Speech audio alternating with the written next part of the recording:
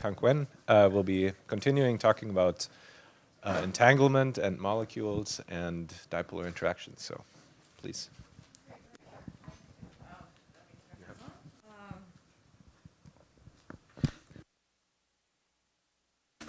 It's always a great pleasure to be able to participate at the ITAMP workshop, and then I want to thank the organizer for putting together such exciting program, and everybody for coming, for sure. Today I wanted to talk about, continue the thing of molecules, single molecule in our case, was trapped with optical tweezers, in particularly that we're now able to entangle these single molecules through dipolar interactions. We actually at Harvard work on two different platforms. One is sodium cesium molecules assembled from atoms. One is calcium fluoride that's currently carried out in John Doe's lab. We have a number of different other projects, and I won't really get into it, but this is from a different experiment, and we're also implementing this capability where we have, rearrange array in 2 dimension, array of atom in 2 dimension, and here I spell out the Chinese characters of cold molecules. In case you didn't recognize, it's because I'm sure it's because the pixel is too low. So that's an area of improvement. Okay. Already in the last talk discussed why ultracold molecules is interesting. So I won't really get into too much other than to say that it's a relatively the community is really pursuing a wide variety of scientific topics, not just quantum, simulation and information, but also a lot of the techniques are really broadly used and sort of inform one another for search for new physics and also for study, opening up new things in understanding chemical reaction at a very cold temperature regime. But we will focus on sort of these in the region of sort of too many body physics. Now, molecular resources also had already been mentioned. That these we really treat them as resources. They're really sort of additional degrees of freedom compared to atoms, and it makes it hard to control. But then at the same time, there are resources that we can think about leveraging. And I'm happy to sort of follow up on sort of multi-level atom talk from Anna Maria that a lot of these extra levels are becoming resources as we kind of think about how we will use them. So I would say maybe not so much have been thought too much, enough for molecules. So I encourage everybody to think more harder about how to leverage these degrees of freedom. So in addition to these degrees of freedom, molecules have these tunable intrinsic dipolar interactions. So by putting them in the right state, having them close by, then they can interact as a major thing discussed in this conference. And I would say a prerequisite and a lot of the effort that had been spent on molecule has been sort of getting them ready, getting the quantum control ready for cooling and trapping. So that's a lot of our efforts. But luckily, we're now sort of moving beyond that, so we can begin to talk about things that we've been dreaming about for the last probably, certainly I would say 20 years, because I started graduate school 20 years ago. So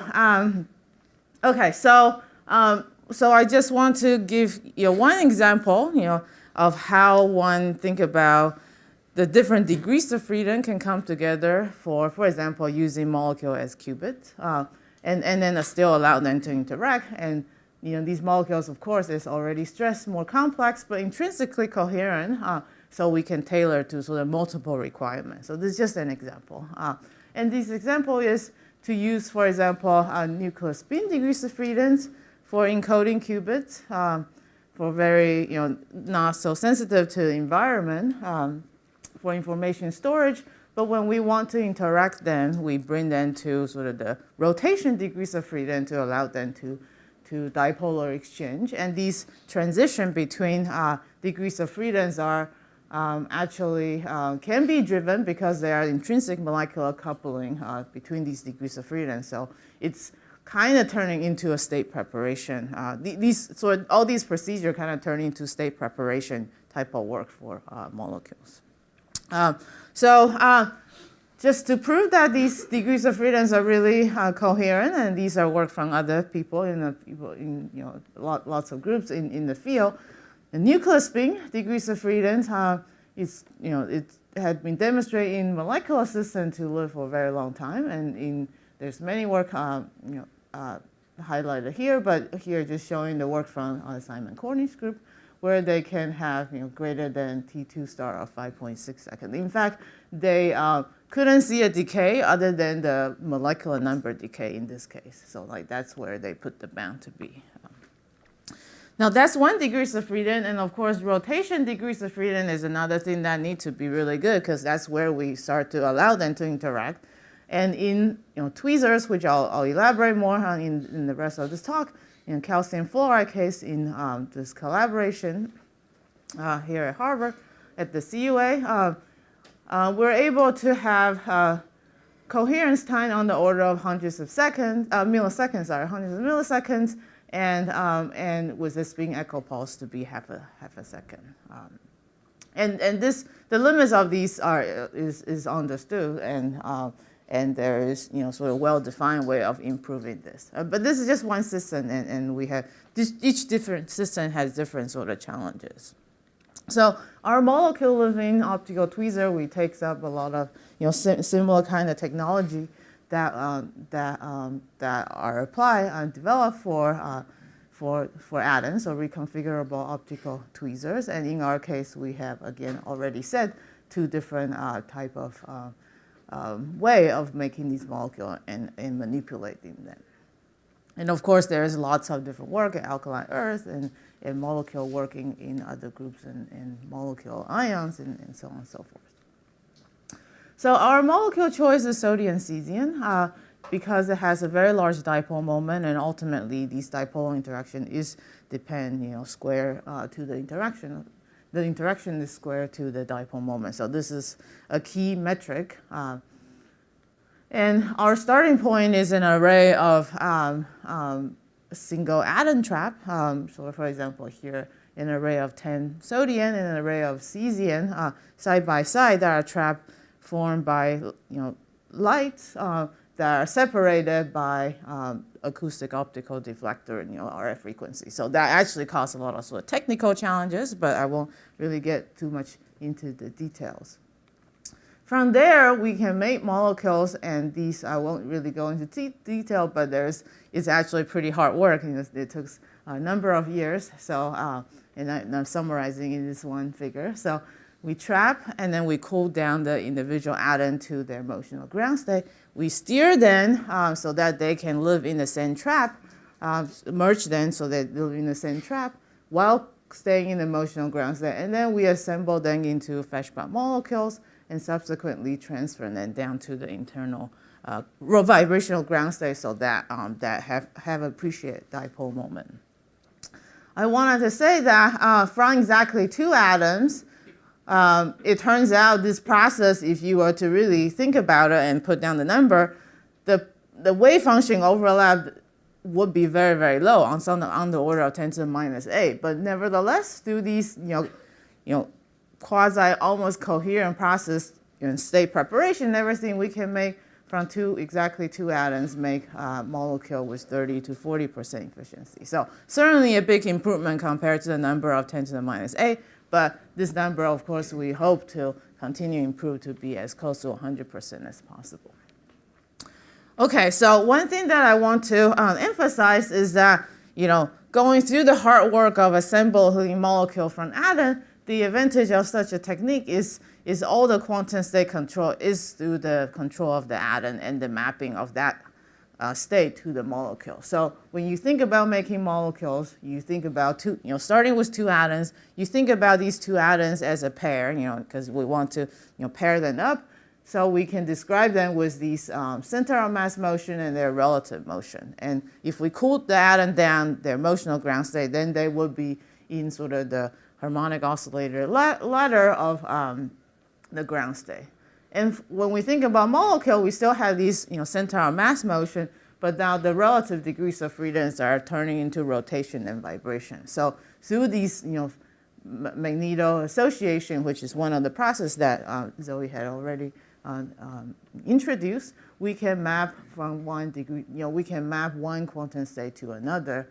So the punchline is that the molecule ultimately that we created are in a single internal state and predominantly in the motional ground state. So we don't do any more cooling, or we don't do any more, basically we don't do any more cooling, and which also means that only, the reason we had this 30 to 40% efficiency is that we couldn't get all the atoms into the motional ground state. So that limits us from making the molecule. But once we make the molecule, these molecules are really cold. So that's, the flip coin of the different side of a coin. Okay, so now with the individual molecules fully controlled, we want to begin to manipulate them so that they are interacting for few and many body physics. And I would say, Anna Maria and Alexei Gorshka and others have really, gave us a really nice way of manipulating them, is casting these dipolar interaction in the language of spin. And I think it's actually not, it's like, you can think of these dipoles as just like vector, but it's actually like that extrapolation is not that easy. Like if you actually read the paper, it's like, wow, it's like, okay, that's a good idea. So in any case, in the absence of the laboratory friend electric field, then we can really think like we can map them, rigorously into these spin operators, so plus minus, so spin, like flip-flop, and basically we now call this dipolar exchange interactions.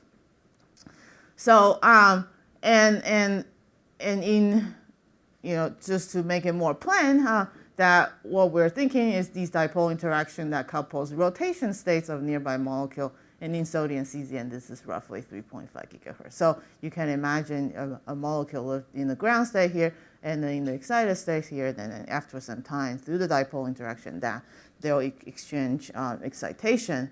And these states are really just SMP states, just like the electronic states, because hydrogen atom is like a molecule. It has a nucleus and an electron, just like two nuclei, and they're rotating one another. So you can think of hydrogen atom like a molecule, or a molecule like a hydrogen atom. Depends on what kind of atom that you work with.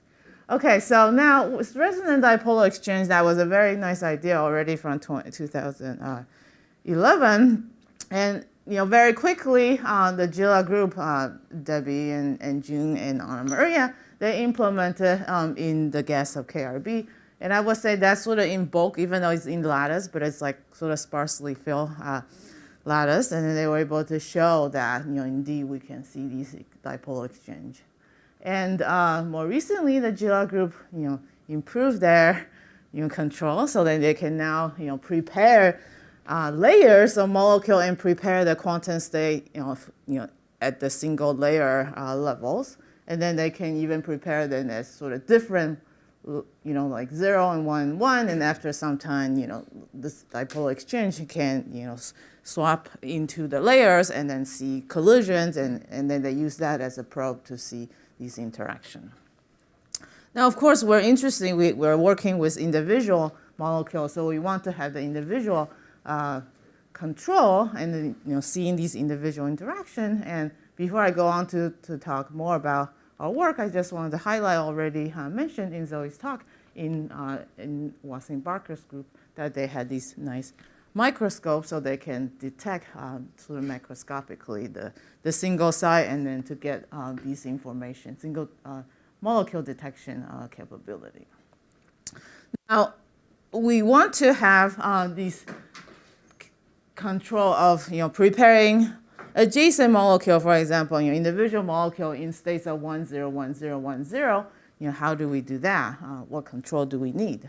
Well, when we prepare them into these states, we use microwave to go, this 3.5 gigahertz microwave, and that wavelength is on the order of 10 centimeters, so much larger compared to the separation of the tweezer, which is on the order of microns. So so certainly we couldn't just irradiate a global pulse and hope that the preparation will be site-selective. But if we put on some kind of potential, so in fact these linear tweezer potential leads to really large amount of different megahertz level of stark shift, then you can put on basically different intensity in some patterns, for example shown in purple and green. Then we can drive then site selectively and prepare the state of 10, 10, 10. And we actually had this data already a year ago, but in this, the thing is that it's nice to be able to do site selective addressing, but it also means that these light shift is a huge problem. So sort of a 1.5 version of that would be to address then using a different set of tweezers, which we have done. The sodium tweezer can go and map onto the pattern and then give us these sort of addressing. But in any case, just a single individual tweezers, individual tweezer for coming from the same source, that this light shift could cause a big problem. And this is something that we have been working on actually in the last year, just trying to address. Okay, so this light shift, as I told you, linear polarization causes a huge amount of light shift. It causes like at least two problems. One is, the decoherence is a big problem. If you prepare a molecule in superposition, say any intensity fluctuation, it just kind of shakes these levels. And if you want to, now the second problem is that if you want the pair of molecules to interact, they need to be on resonance. And then if the intensity are slightly different, then they're no longer on resonance. So then, and then that interaction is on the order of kilohertz. So that's very, very small compared to these kind of stark shift, which is differential stark shift, which is on the order of megahertz. And this is actually what we measure, to actually quantify how large is this shift, so we can drive transition as a function of trap depth, which is something that we could vary. And we can map out, the states of the, n equal to 1, which looks like these kind of dumbbells in different directions. And that slope is 200 kilohertz per megahertz. So it's huge, right? It's huge. And what we really want is a slope like this, which is as close to 0 as possible. Okay, so how do we do that? So we need to know out this light shift. And understand these light shift a little bit more. So in a molecule frame, molecule, we're working with diatomic molecules, so it has a particular, axis. And if we come in with light, that's it will have different polarizability. Depends on if the if the field is in the direction parallel to this axis or perpendicular to this axis. And you can see that obviously if it's parallel, it's going to be much stronger than if it's perpendicular, because that's just the natural directions and natural the sort of separation of the electrons. Now in n equal to 0. This state is an average of all the directions. So that's the polarizability of n equal to 0 molecule. And for n equal to 1, depends on which one, then it could be parallel or it could be perpendicular. The polarizability is different. Now, so one way to make sure that these traps, n equal to 0, n equal to 1, to look exactly the same is to change your polarization axis of your light relative to some kind of quantization axis. So that is exactly the right mix of parallel and perpendicular. And that has been shown actually in the first work in Gila in the KRB case, and then subsequently in other cases. Different molecules have slightly different variation, and this seems to sort of work well, I would say. But in our case, our light is quite strong. It's actually, in the tweezer case, these lights are actually dominating energy scale. So the light actually is the quantization axis. So as we turn if we want to turn relative to some other, direction, it doesn't care. It just follows the direction of the polarization direction of the light. So obviously, we couldn't get this perfect polarization, this magic polarization using what it had worked in the past. So So the trick that we have, actually was already thought about it, a couple years ago, is to use magic ellipticity. What that means is that we will have some ellipticity to our polarization, ellipticity to our light, and again we have these eigenstates, and one of them with the right ellipticity, then we'll have the polarization match exactly the one in the ground state. Okay, so if we were to calculate in this magic ellipticity, of a particular ellipticity, we will have the three states now. These are still sort of,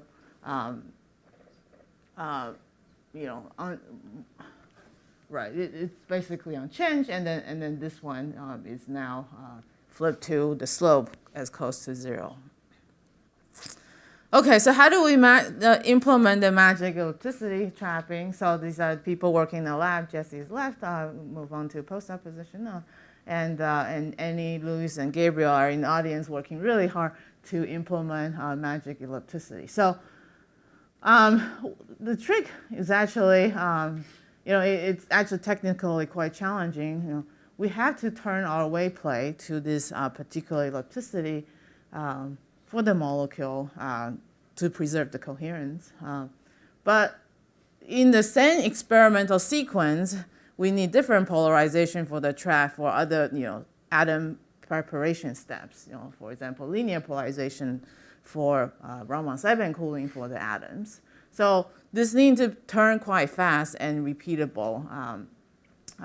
So after some work and rearrange our optics so that we can actually fit a big stage like this right here. We actually put it at several different places. In the end, we found like a bunch of stuff had birefringence on optical elements. So ultimately, it's the best. At least that's all we can do, is to be as close to the atom as possible, as close to the molecule as possible, which is right before the objective. Okay, so there at this magic angle, we can start to do spectroscopy of these three sublevels, and these sublevels, you can see that one of them is close to no shift. We can vary the light. We can take it for two different trap depths and vary this angle just slightly to figure out where it crosses 0, where that magic ellipticity lived. And we found about a factor of 1,000 or so improvement in terms of the reduction in sensitivity once we turn it to the right angle.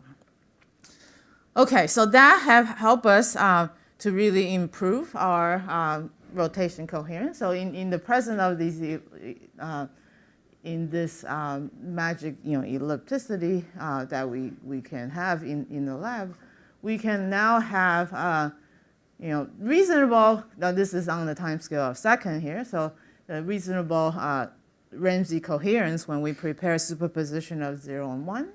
And it's limited by site-to-site variation, actually. Like we have an array of, say, 8 molecules, and then each sites are slightly different, and turns out slightly different in ellipticity. So we try to clean everything up, but there's still some ellipticity variation, probably due to the glass cell, and it's just very sensitive. So it's limited to that, but if it's more or less DC, DC detuning, we can take it out with spin echoes or XYA dynamic decoupling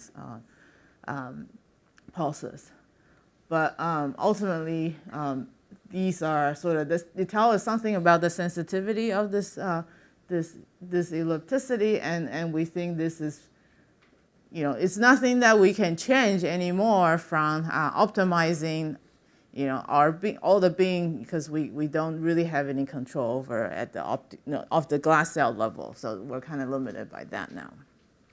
And this we can characterize with the site-to-site variation, so we can turn on the trap to be very intense, so 40 megahertz. We usually operate around 1 megahertz, which is way bigger than what people usually operate at with optical dipole trap with bulk gases, which will be on the order of probably 50 kilohertz. But that's sort of the downside about tweezer, is that you always have to have quite intense beam. In any case, we can measure a site-to-site variation on the order of 20 kilohertz for across the site, and then this number might not be correct, but you know, okay, sorry, yeah, so divided by 8, then that would be like 3 kilohertz across the adjacent site, and then if we reduce the trap depth, then it will, you know, sort of works out to be about 500 variation for the whole span. So again, you know, divided by 8, so on the order of 100 or so hertz for pairs. Okay, so with now that it's now expected to be the site-to-site variation is expected to be smaller than the dipole interactions, so that's good. And then this XY8 pulses in principle takes out some of these detuning problems.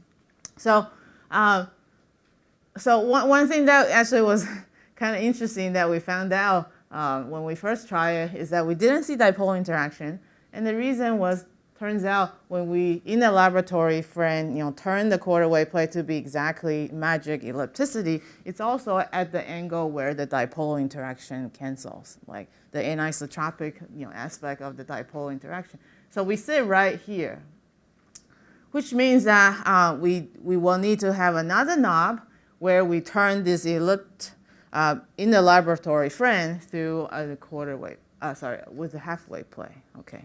So, but nevertheless, with these orientation control, we expect reasonably fast interaction time at sort of, you know, 1.7 micron molecule separation. So sort of the idea is that we can, you know, prepare then and then pair wisely, you know, well, things are actually done in parallel, but this is just for illustration purpose and slowing things down, like we can like bring them closer to interact and move them apart. Okay, so I pushed the students really hard, and then last night they got some preliminary data. So we don't have these additional halfway play, but they were clever, so they say we can use 980 nanometer. Our trap is 1064, such that it can give you some retardance. So when we turn the wave play, such that we can deviate away from the 0 at the right angle. I mean, of course, it would be better if we can do 1 or, you know, -2. But this is at least something that will hopefully get us to see some dipole interaction. And, you know, it's still pretty big error bar, and they're not comfortable showing, but I wanted to show that we're seeing some perhaps preliminary data on dipole interaction. Okay, so it's very exciting because, you know, we're now, you know, have some things to turn to improve on. Now I want to move to talk about a different approach to get single molecules, and there's definitely pros and cons for the two different approaches. So and I'll kind of highlight them.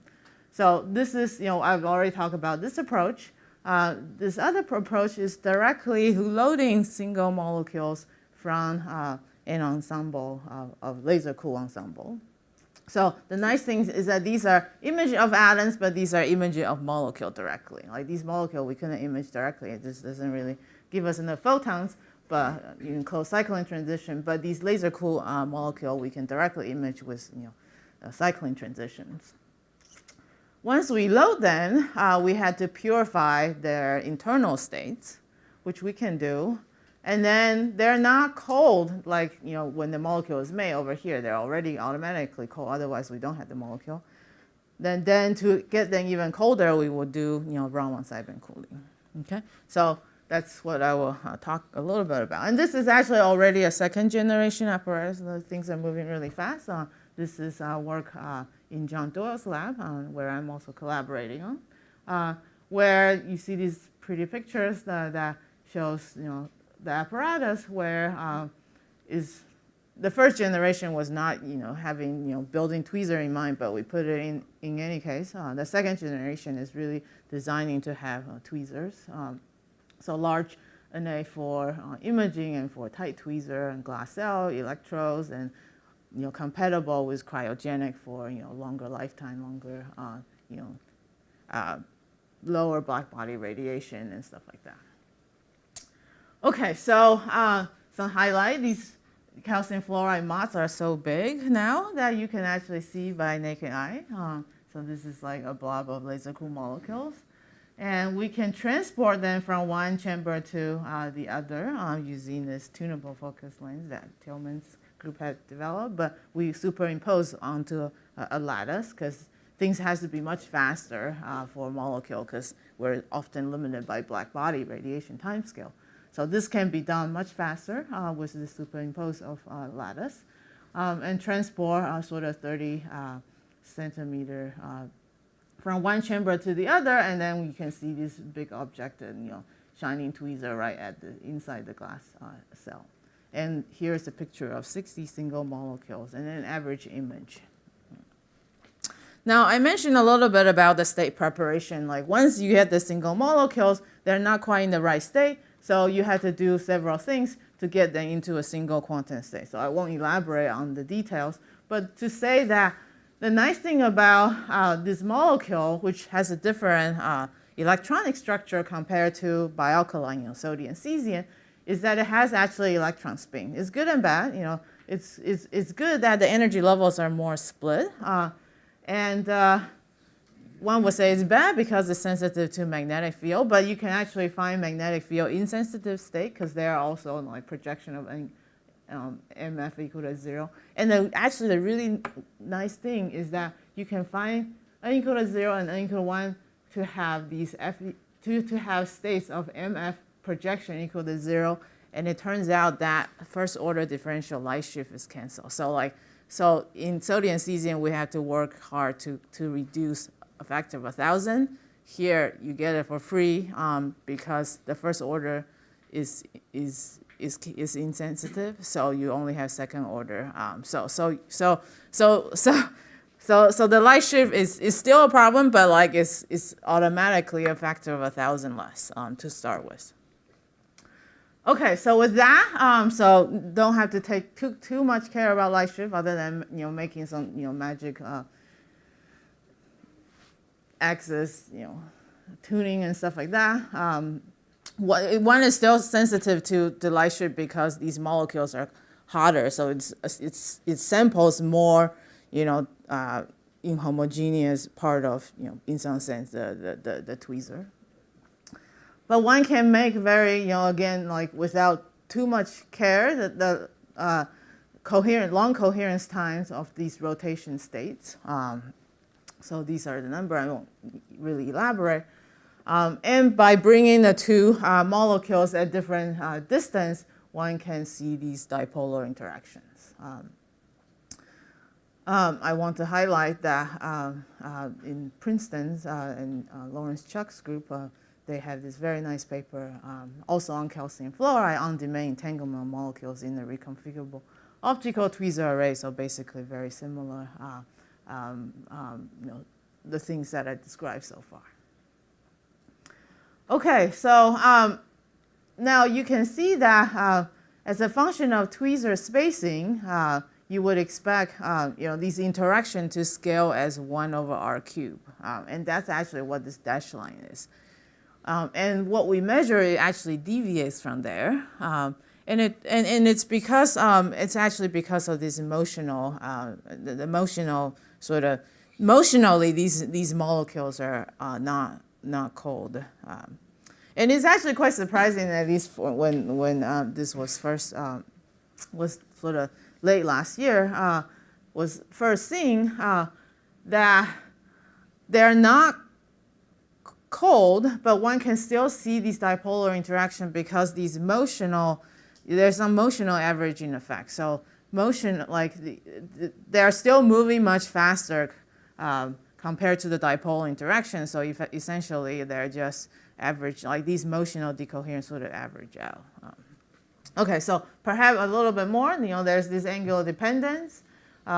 Depends on the way that they quantize versus the orientation, which can be tuned by a magnetic field. In the case of calcium fluoride, there's different sort of dipolar interaction strengths and so on and so forth. But one thing that, just to kind of go back to talk about the motional decoherence, is that these angle matters because, and the deviation to the 1 over r cubed is there because if the molecules are a little bit hot, even though they're supposed to be sort of side by side like this, but then they could be like deviating, from these axes that we think they should be living on just because of the motion of them. So that's what happened. Okay, yeah. Wow. Okay, so with that, we can also sort of go back to think about, I talked about sort of gates at the beginning. So with these dipolar interactions, which are coupling basically these rotation states, you can prepare them first in superposition of 0 and 1, and then wait just the right amount of time to generate Bell states, okay? And then you can read out again. So this is exactly what was demonstrated to actually entangle molecules. So waiting for the right amount of time, and this, in that case, it was be a quarter of a cycle of that oscillation. Then we will entangle molecule to generate Bell state, and that time scale is on the order, that wait time is on the order of 20 milliseconds. And then one can check parity, how good, like if they're, let's say they're up and down, how correlated they are, and using these technique that's developed. I think it was first in the ion community, basically checking the parity. Essentially the same as flipping the basis that you're measuring this correlation. And that contrast, with the right math, I won't get into too much detail, tells you this Bell state generation fidelity. Okay, so from there we had this Bell state fidelity of 0.32, and you may say that's not very good, and it is not very good here. And it's because of, it turns out there's a lot of sort of infidelity due to state preparation and measurements. So if we correct for those, then it's actually a pretty respectable number as the first entanglement of molecules. But that may be kind of unsatisfying, from this number to that, and then we can do better in terms of, can we, instead of multiplying some number to correct for fidelity, can we actually see where we don't have, where we are not preparing very well? Okay, so this is when we image this molecule, we image them in a particular state. And then we say, okay, they're in that state. And then if we image them and we see it dark, we say it's in the other state. But that doesn't really distinguish from the fact that initially we didn't prepare correctly. So we want to exclude these empty traps as opposed to they're in these other states. Okay, so let's just, that's basically what I just said. So we can add another imaging pulse to flip the one that's supposed to be dark back into the bright state and image. And if it turns out to be bright, we know it was dark. It was in the up state. And then if it's or it was in the down state. And then if it's if you don't see it, then we know it was empty. So then we can post-select on these data on so excluding the empty trap and using this additional imaging step. Okay. So with that, we retake the data with this process, and that give us a fidelity, Bell state fidelity of 0.87, which is consistent with our correction if we just don't do this additional step. And this number is actually very nice because so that was the point, is that once it exceeds 0.5, we can claim for entanglement. So with individual molecule detection and addressability, tunable dipole interaction for entanglement, molecular tweezer systems are now programmable. So it's a very, very exciting time for us to really push the technology of molecule. So I won't go into anything on my conclusion. I'll leave this up next. But before I close out, I just want to thank all the people who work on this various projects in the lab, and these are the group members. Thank you.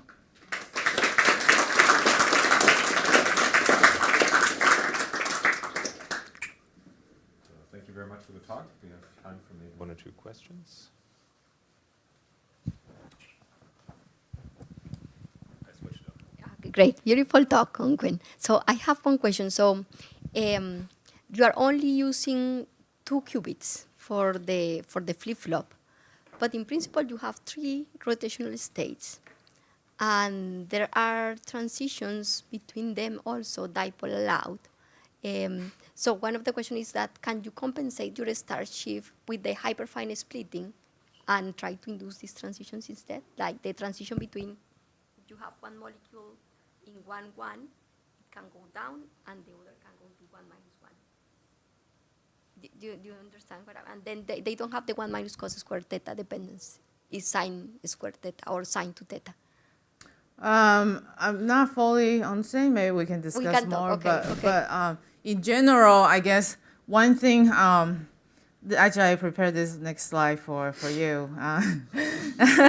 So I guess we discussed a little bit. So one thing that's actually, it's like the light shift is obviously something that we spend a lot of time on, for a whole year. It turns out different alkalis are quite different in terms of their characteristics. So it's not just the difference between, sodium, sigma, singular sigma molecule and double sigma molecule. So this is an example comparing sodium and rubidium, which is the molecule that Zoe talked about.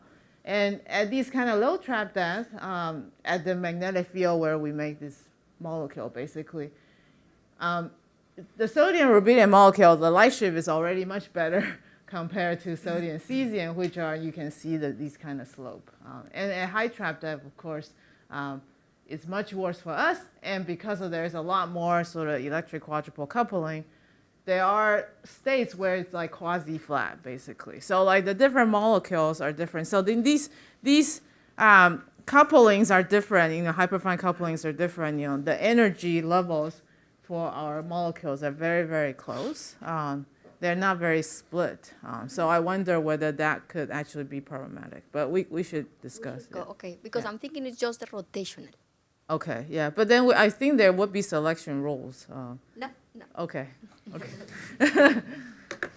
All right, so maybe we can postpone further questions to the lunch break, and